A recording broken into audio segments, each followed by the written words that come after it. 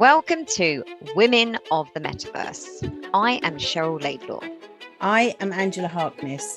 We have been and are still on a journey to discover the Metaverse, Web 3.0, NFTs, and anything that we are required to know to join this world.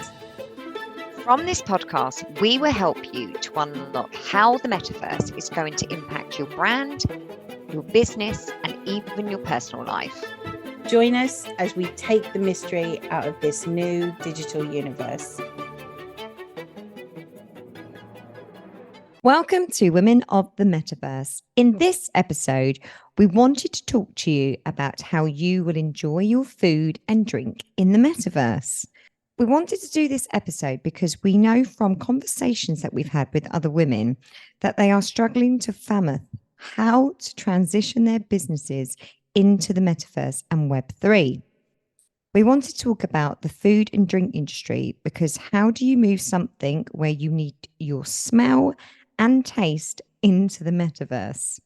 If this industry can find creative and innovative ways to do them, then maybe you can take some of these ideas and apply them to your own business.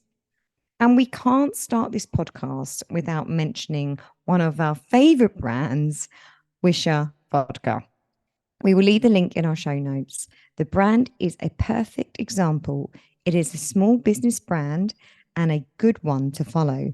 They created a Metaverse distillery way before the big brands, and they would hold events, and they started to do this even before they sold a physical bottle of vodka. I think this is what stops a lot of people, women, getting involved in the Metaverse because they can't imagine how they can move their business, do their business in the Metaverse because it's so virtual and they might have something that's very physical. So this food and drink is perfect because you're like, well, if the food industry can make it, anyone can make it, right? Yeah. They've done some really clever things, which is what we're going to talk about. So Cipriani started with humble beginnings, opening the now very famous Harry's Bar in an abandoned warehouse in Venice in 1931. They have since become a global hospitality brand, synonymous with luxury, whether it's their restaurants, event spaces, or private members clubs.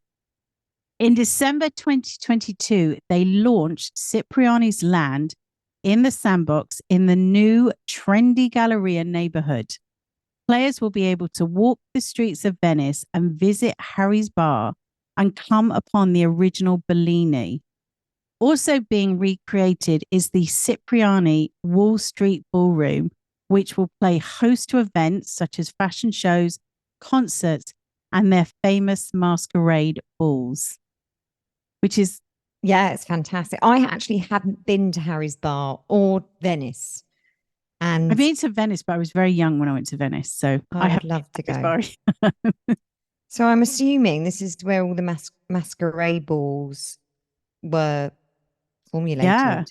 It became a really famous bar for artists and writers to go to. And then it started to become a real luxury exclusive type. Yeah.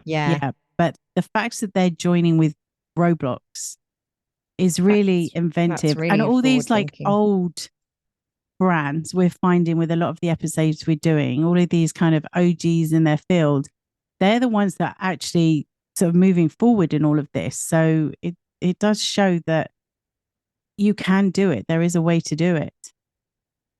Well, in 2022, Chipotle created the Burrito Builder in Roblox. Players have the chance to earn burrito bucks by rolling burritos. This is part of what is being called play to earn, where players can earn money to buy the physical goods. McDonald's is another company that, if you research them carefully, are incredible innovative company. They defined the fast food movement. And in 2019, they acquired Dynamic Yield, which is an Israeli AI startup, and have subsequently introduced ordering systems that use AI voice recognition across some of its restaurants. You've probably seen this on TikTok or Instagram Reels. It's incredible. In some of the restaurants, they have experimented with dynamic menu boards using AI to show menus that may suit the weather or time of day. But this episode is focusing on the metaverse, and McDonald's are also making moves here. They have filed several patents for the metaverse to open restaurants where you can meet your friends, but also they want to take advantage of the experience of gaming, where at the moment someone has to come out of the game to order. Their plan looks to enable players to be able to order as they play to reduce downtime. Of course, they wouldn't want to have their headsets taken off to then order McDonald's. I know. From a business technology standpoint, love it. Morally, I'm like, come on, you take 5 minutes to just come out and order a McDonald's. But they can make it fun though, couldn't they? With the whole gamification involved, especially with the burritos. Yeah. Looks like they're doing that. Yeah. I think they've filed a lot of patents, McDonald's. So it's going to be really interesting to see. And it was something as a kid, I don't even know if it's something they still, I think they do when I've been, where that's where you would go. If you went into town, you would go to Burger King or Mickey D's, wouldn't you, with your mates? All the time. Yeah. Yeah. So if you're able to do that now, just sat in your room, or you're across the other side of the world and you could go to Mickey D's with a friend from the other side of the world, but also to be able to order as you play. Also, I can imagine McDonald's doing the, teaming up with Monopoly and having their, I don't know, life-size Monopoly game available where you can go and win burgers and stuff like that. Order now. I think ships your house. Yes. Yeah, I think I think it's just going to be really inventive. I think you'll be able to, whether you agree with it or not, there are still ideas that you can pick up from this. So I think that's the key to this. But it's not just about fast food or chain brands. Jose Pérez, I butchered that, I know, don't know. That's right. Is Digital Transformation Coordinator at BCC Innovation, which is based at the Basque Culinary Center in Spain. Jose worked on a team in partnership with LB Restaurant to create the first metaverse dinner. The project is called Crypto Pintos, the aim being bringing the worlds of blockchains and gastronomy together. The project is researching how to bring that experience of dining into the virtual world. How can you extract the same experience of eating in a beautiful restaurant while sitting in your home, maybe dining with a friend who might live on the other side of the world? That would really be incredible. Yes. But how do you get that, in these amazing 2-3 Michelin star restaurants where from end to end, the service and the wine pairing and everything, how do you kind of create that experience at home? Have you heard about the restaurant in London where you can go in and experience fine dining in the dark? I've heard of them, yes. And what I can imagine happening next is you would go into the metaverse and you'd have your fine dining experience, but it would be super immersive. I mean, I again, this is a step behind what they're trying to do in the comfort of your own house. Do you mean sit in a restaurant and go into the metaverse and have it? Or yes? Yes. So obviously the food would come out. I mean, it might be that your waiter would be a penguin from Mary Poppins, or that's amazing.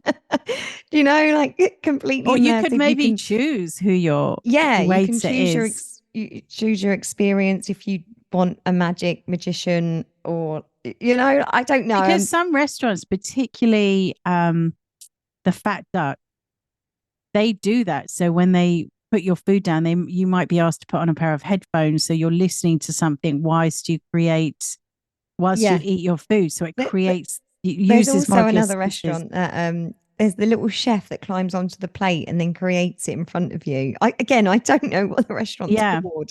But I wonder how you would do it if you were sat at home and you were using VR to be in that restaurant. They must have to send the food to you, or how do you even do that? Either you would have to, you'd have to collect your own food though. I think that takes away from the restaurant experience. Yeah. But I think that's what Jose is working on, is how can you do that? How can you take this fine dining into the metaverse? That'd be insane. It's good that they're like, they want to guinea pig me. Yes. I love that they're experimenting, because at least they're thinking about it and thinking about all the senses. Definitely. All areas of the food industry are starting to recognize the power of the metaverse and NFTs. Fortnite have partnered with Carrefour, the French hypermarket. They have created Healthy Map, where players have to eat healthy food, gain hit points, and heal their avatars for a healthy boost. The hope is to educate children on the benefits of eating healthy. One Rare created Foodverse, a metaverse purely developed to help food brands evolve their businesses in the metaverse with the focus on gamification. And Tiger Beer created a virtual street food festival. Malaysians could visit the festival and play games and order foods to their home. It is a great way for street food vendors to expand their reach and not just rely on footfall. All of those, brilliant. All of those are absolutely fantastic. I especially love the healthy app, the Healthy Map. That's really good. I know so many people that still don't eat vegetables. I'm always shocked. But I love the street food though as well. I think that's amazing. Yeah. Because sometimes you got to know about street food vendors to go get there. Something authentic, absolutely. Yeah. But if you actually can go onto an app and go, oh, look, here's it, and go into the metaverse and just look and see who's queuing and what's there, and then get it delivered. Love that. That would be good. It is not just about introducing brands into the metaverse. A lot of these companies introduce themselves into the metaverse, but also will have NFT drops, which enables token owners to have access to secret menus or other types of rewards. In episode 36, we talked about Starbucks Odyssey, which is an evolution of the Starbucks reward card. If you run your own business with tangible products, or perhaps provide services that you believe would be difficult to transition into the metaverse, then there are a ton of creative ideas that could help you to find a strategy that would work for your brand. As always, we recommend that you start slowly. You could create your own tokenized reward program or create an NFT collection and then slowly introduce your business into the world of the metaverse. It is true that the metaverse is still yet to be fully defined, but we have talked before about the technology that surrounds it. It is not going anywhere. So the way in which we experience our lives will change. And there are opportunities that you can take advantage of now and be ready for in the future that can take your brand in exciting directions that you could never have imagined. Remember, we started this podcast to give women a voice in this space, and what better than to do something new and innovative that no one else is doing. So we hope you enjoyed this episode. Please join us next week as we continue our journey into the metaverse. Bye for now. Bye. Thank you for listening to this episode of Women of the Metaverse. You can find all information, links, and people we talked about in the show notes on our website. If you have enjoyed this podcast, please comment and subscribe.